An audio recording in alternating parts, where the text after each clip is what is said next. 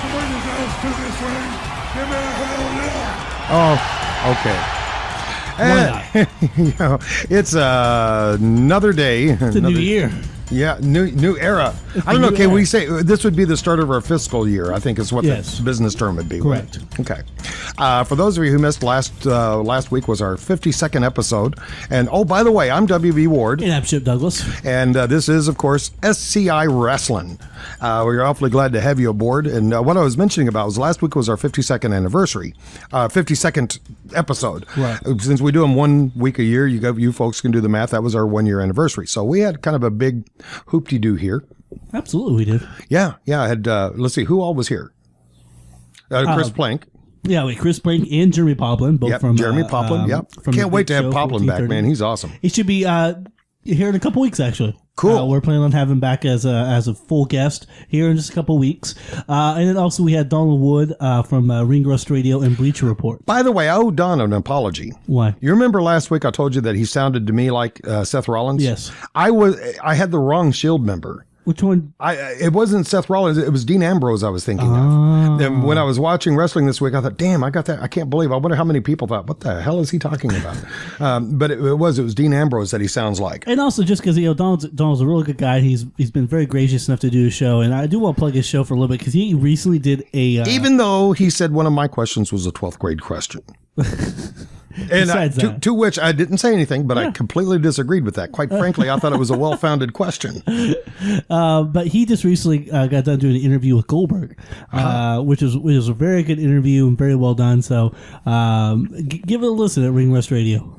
Absolutely. Ring Rust Radio is a great show. It is a good show, even though he thought one of my questions was a 12th grade question. I don't remember that. Yeah. We remember I mentioned something, we all saw great civilizations come to an end. Oh, yeah. Rome fell. We did not, England never fell, but it certainly diminished a great sort because it used to have control over much of the Western European nations. And now we're looking at the WWE and I'm seeing some crumbling going on that I'm hoping does not signal the beginning of the end. And I said, do you think that we might be looking at near the end of WWE? That's what he called my 12th grade question. Oh, I thought it was rather cerebral. I think he was looking at it from a business standpoint. If you look at businesses. But a business is a civilization. Yeah, that's true, but businesses are more inclined to stay alive. I mean, they do come and go. Depends on whether or not I'm running it. Well, if you run it like either one of your 4 marriages. Oh, man. Oh, man. Then yes, it might be like civilization. Oh, man. I'm one guy I know who can tell ex-wife jokes, and I don't have to worry about being sued for slander because one of them would have to prove I'm talking about her. So I'm cool. Oh, my goodness. So, my big question is if now being married to more than one woman at a time is bigamy, isn't that right? Bigamy? Yeah, I think that's the term, yeah. Okay. Wouldn't that then make being married to one woman monotony? Yeah. Okay. Sure. Now I can't wait to see the emails I'll get from that one. Don't forget, if you're wanting to email us, get in touch with us to ask a question, make a statement, tell us that you think I'm the absolute bomb and Chip is a jerk. You can email us anytime you want to at sci@wbward.com. And here's Mr. Chipster to tell you about the rest of the ways you can get a hold of us. Absolutely. Facebook, Square Circle Insider Wrestling. Go like us there. And then our Twitter page, which we're really active on. We're active on all social medias that we have. Whoa! Wait a minute! Not yet, dude. Whoa. Okay, go ahead and finish up there. Yeah, finish up there. Our Twitter page, which is SCI_Wrestling. Oh, boy. Which is where you can always see where I retweet the tweet of the weeks. Last week I didn't know how to spell professional. Now I are one. So someone in the show is a little premature. Yes. I'm not gonna say who. Since we undoubtedly now have things set up, do you happen to have a tweet of the week? I do have a tweet of the week. I wonder if I should push this button right here. I don't know. There we go. There it is. Okay. It's like deja vu. I've heard this somewhere before. No, I have too. By the way, I actually have 2 tweet of the weeks because one of them is actually one of my own. Cool. And it's actually a photo, and it said, and it's just a funny one to me. I don't know why, but as a musician, it's even better. If you like having sex while listening to music, always choose a live album. That way you can get an applause every 3 to 4 minutes. Well, you do it your way. I'll do it mine. I'll use Inagata Devita because that way I can at least last 17 minutes. I'll make mine a long play. Thank you. The Tweet of the Week is actually brought to you by Gregory Helms. And next week we'll talk about chipping his CDs. Absolutely. Which is Gregory Helms, Hurricane Helms. Oh, yes. He's still very active in the independent scene. And his tweet of the week says, "Some people follow Joel Osteen for motivation quotes. Not me. I follow the Iron Sheik." There's your motivational There's quote. motivation right there. Hey, before we get into our real serious stuff, I have a trivia question that nobody in the world is really going to care about except for you and me and some other people nearby. Bad News Barrett. Okay. You know, before that, he was just simply known as Wade Barrett. Right. He made his debut into the WWE as Bad News Barrett. They actually began that gimmick back on Monday Night Raw, December 2nd of 2013. Okay. My question to you is, where? When was it? It was December 2nd, 2013. 2013. I'm going to say it was in his motherland, London. Okay. Let's take a listen to what he I said. have some good news, and I have some bad news. The good news is we are live on Monday Night Raw. Here he goes. That's good news. Yeah. The bad news is we are stuck in an arena full of hillbillies.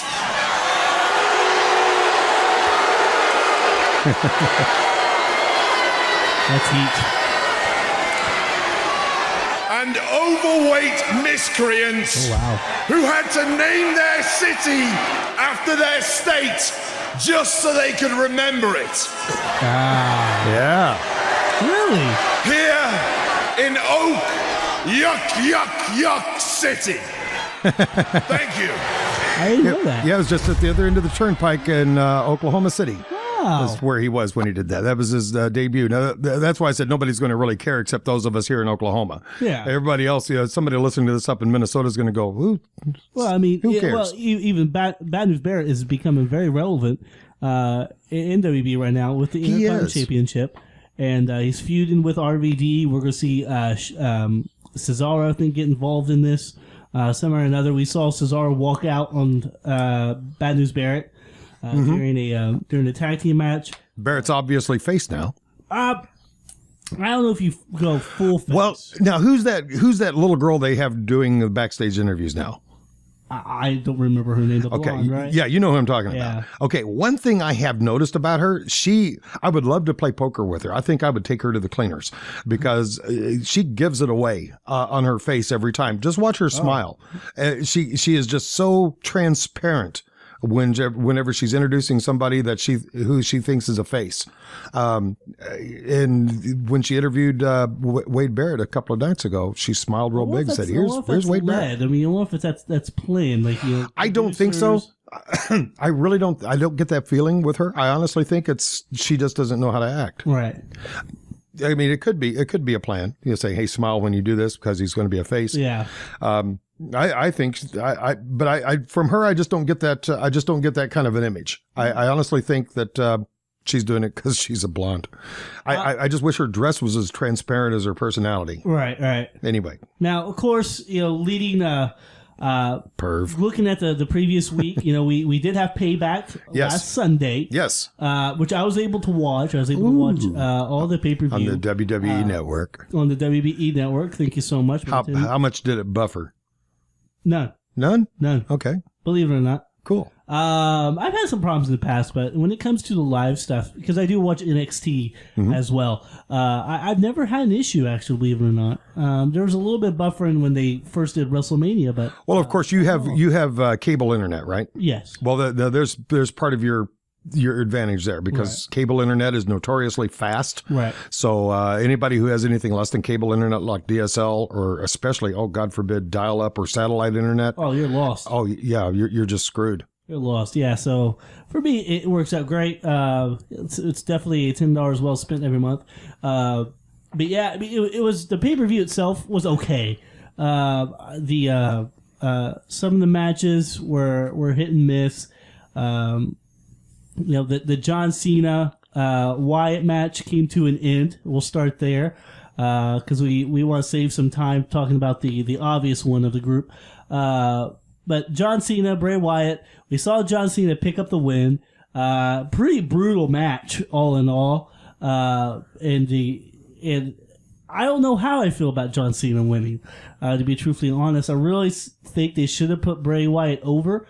But I don't know where they're going to be able to go from here with Bray Wyatt. Who's the next one in line? I don't know, but I got to tell you, when it comes to Cena, I think they're doing their absolute darndest to try to put Cena back into the favor of the audience. He's lost his way so much here within the past few months, with the audience just spontaneously booing him. I think what they're trying to do is they're just trying to position him in such a way so that he has more fan support than what he had. Well, I mean, because we were looking at this past Monday, his only interaction in the whole show was with who? Stephanie McMahon. Oh, that's true. So that's probably you're probably more right than wrong there, because the fact that right now they feel like Stephanie McMahon and Triple H are probably the biggest heels they got, and so why not put Cena in Daniel Bryan's corner? Maybe he can get some rub and gain some credibility with the fans. Listen, it's not that we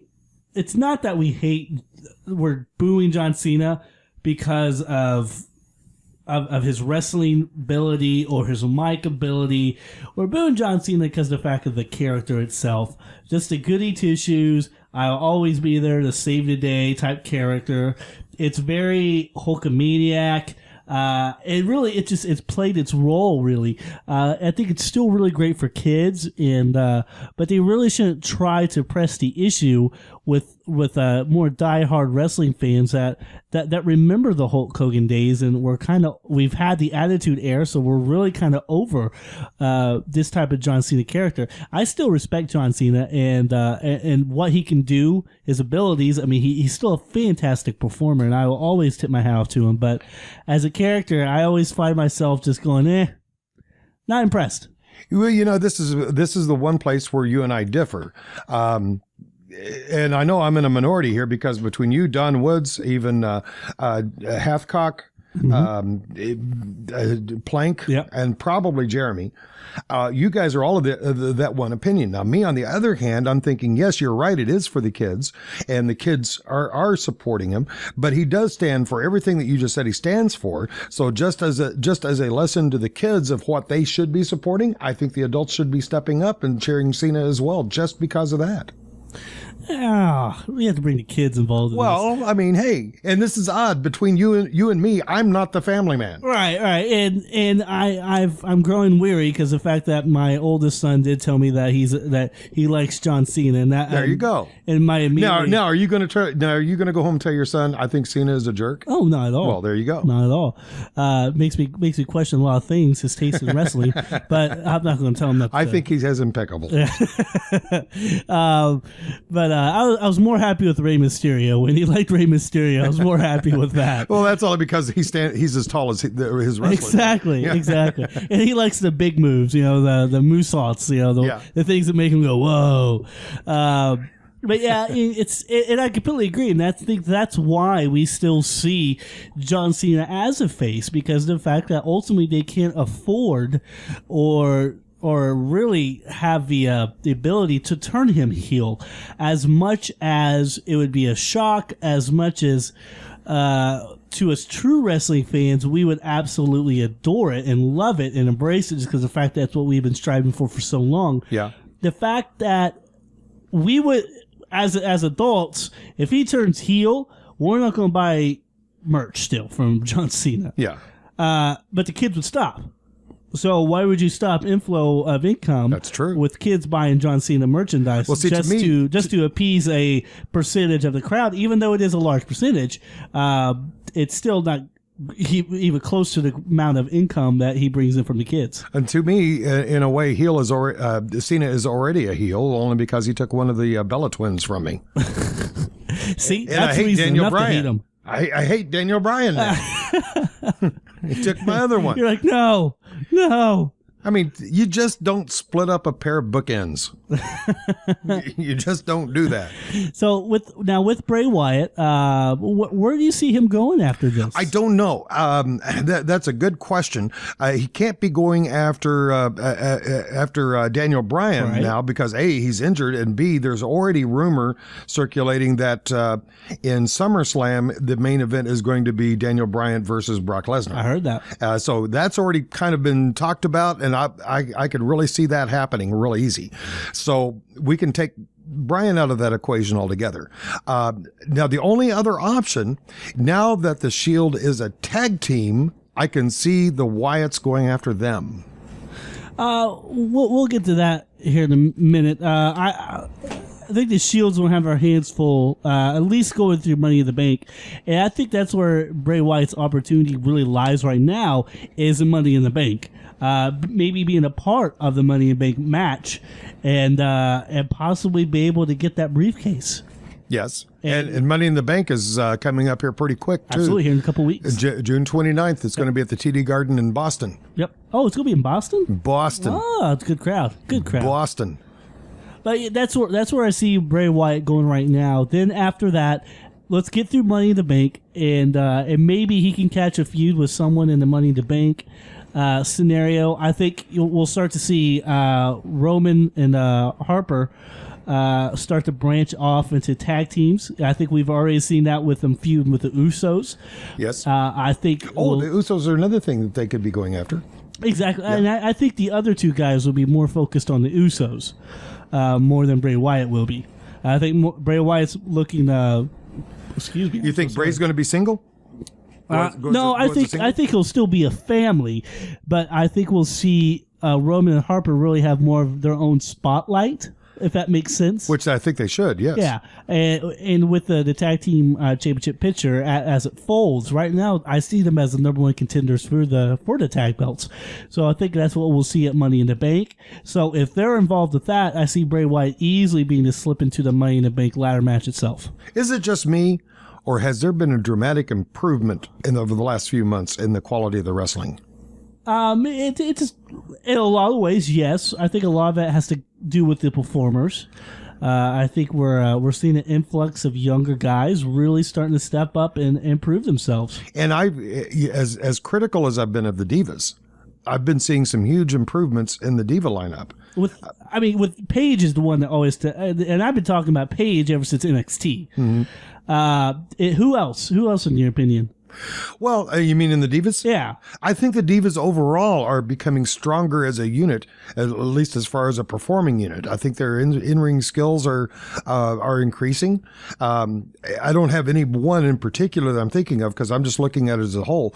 Because honestly, there for a long time, when I was watching wrestling on my DVR, when it come to a Divas match, I would just keep fast forwarding until I saw who won. I still do. I didn't even care about the match. Unless it's Paige. But now I'm beginning to watch the matches a little bit more and more and more because they seem to be getting a lot more intense here as of late. I'm not sure the reason why. I don't know. Maybe the Divas reality show has helped them kind of come out of their shell, as it were. I think even the new girl, the bright redheaded girl, Eva Marie. Eva Marie, thank you. I think she's really shown some improvement, even though she's only been in professional wrestling for what, 6 months? Yeah. I mean, she is not that new. She didn't come up through the ranks like almost everybody else did. Right. But I'm still seeing some performance improvement there. Now, NXT at the Takeover show they actually had a really nice little women's match with Natalie. Yes. And Charlotte Flair. Yes, I saw the tail end of that. And I love seeing their tail end. and that was actually a really great little matchup. You know, we had Ric Flair in his daughter's corner, Bret Hart in his niece's corner. It's actually just a really cool match. And of course, they each did like their signature moves from their family. Natalie did a sharpshooter. Charlotte did a figure four. Like her dad, but Charlotte ended up coming out as the NXT champion. So I think it'll just be a matter of time before we see her up in the main roster. Now, the one thing that I really don't like, the only thing that I don't really like about the Divas division now is WWE Creative, I just really don't feel is using Natalya as well as they could.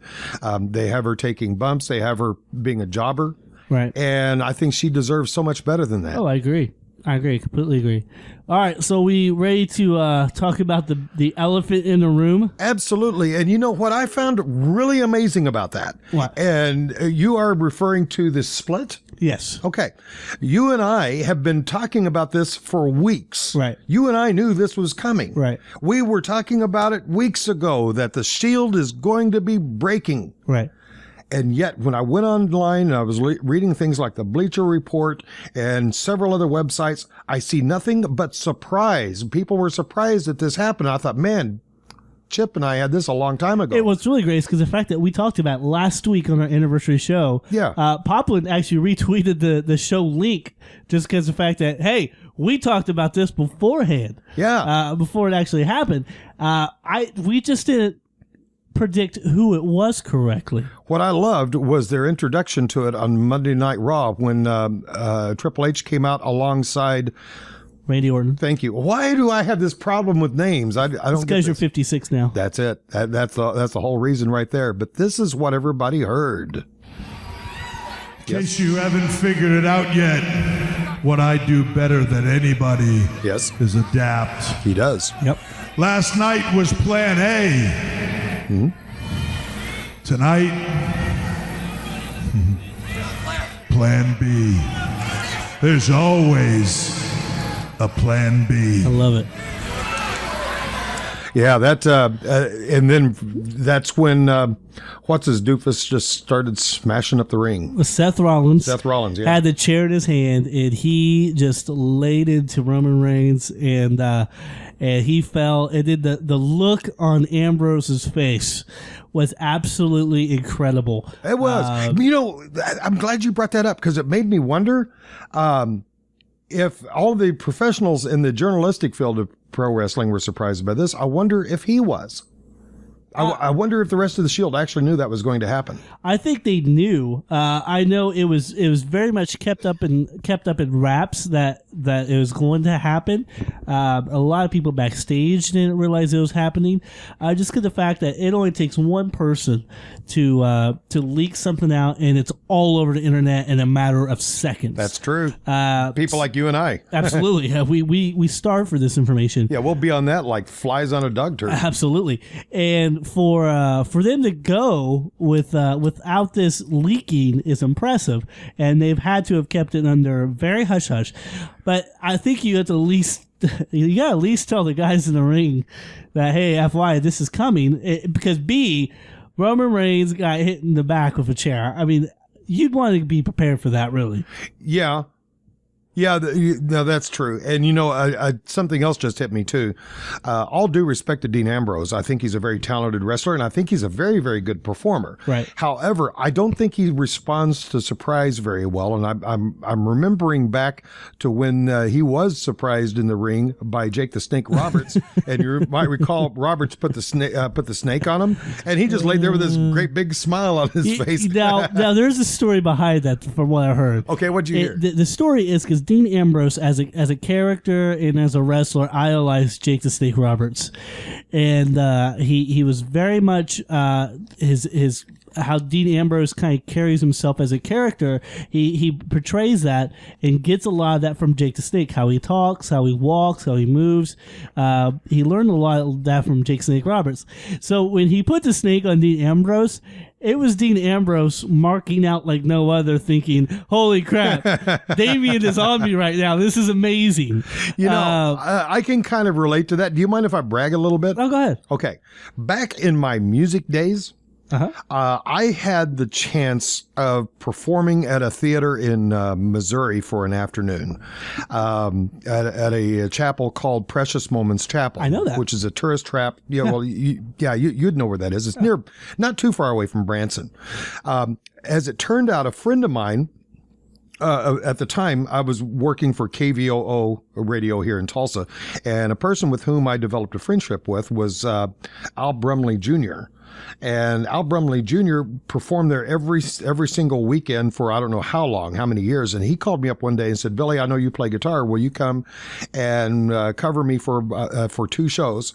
And while I go out and take a break and go fishing. Sure, I'd love to. And there was no pay involved or anything like that. I was just doing it because I just wanted to do it.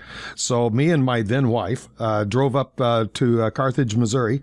And we did the 2 shows. Well, on the last show, Al came back in, and he didn't spend too much time out on the lake. There was a lake right there on the property that he went fishing at. He came back in, and I got to sing with him. We sang the song "I'll Fly Away." Now, what made that special to me was his father, Al Brumley Sr., is the one who wrote "I'll Fly Away." So the same feelings that Ambrose was having of being with his lifelong idol. Right. With that snake, I was experiencing that. So I can kind of relate to that kind of emotion. I didn't even think about that, but you're probably right. Yeah, it's just him really something that he probably never thought would ever happen, and he's able to experience it for himself. So, but the Rollins heel turn, very much, very well done. I've commented on Twitter. Excellent. I thought it was wonderfully done by creative. My hat's off. I did not see I knew the turn was coming. I thought it was Ambrose for a long time, but they ended up pulling Rollins, which I am very okay with. It's just interesting where they'll go from here. Do they introduce a new Shield member? I don't think they will. You don't think they will?